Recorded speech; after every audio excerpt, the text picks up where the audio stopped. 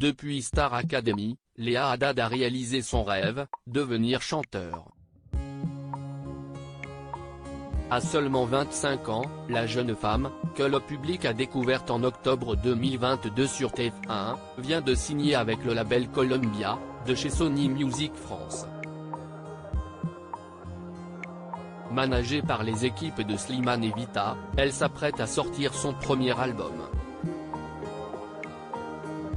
Une nouvelle vie pour l'interprète du titre Plus fort, rythmée par les séances de sport pour ne plus être la petite Léa de la star AC qui mange des céréales et sel en studio d'enregistrement.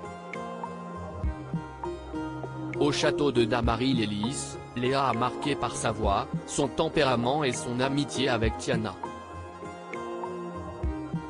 Mais depuis la fin de l'aventure, les deux amis ont pris leur distance, malgré elle.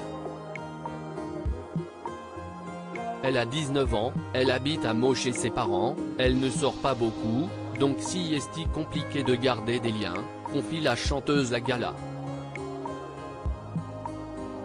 FR, ce lundi 13 mars.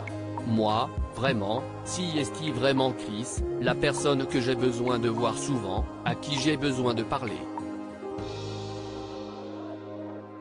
Supérieur à Sophia et Saïdi, Houssine, Quentin Mosiman, que sont devenus les candidats emblématiques de la Star Academy.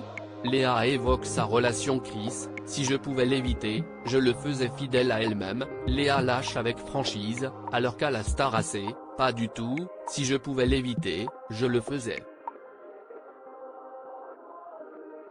Elle confie alors avec humour, s'il y en a un avec qui j'ai vraiment accroché après l'émission, si est Chris, alors que pendant, ce n'était pas trop mon boy. Quant aux autres candidats du télécrochet, elle reconnaît ne pas avoir trop gardé contact avec eux, chacun a ses projets et est donc occupé. Toujours avec le sourire, Léa revient sur Enola, à qui elle reprochait d'être niaise.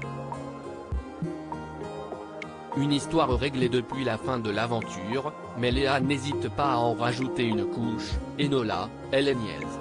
Niaise de chez niaise. Elle est niaise, mais elle est pas bête, donc elle a les bons côtés de la niaiserie. La preuve que Léa est vraiment restée, elle-même, c'était important pour moi.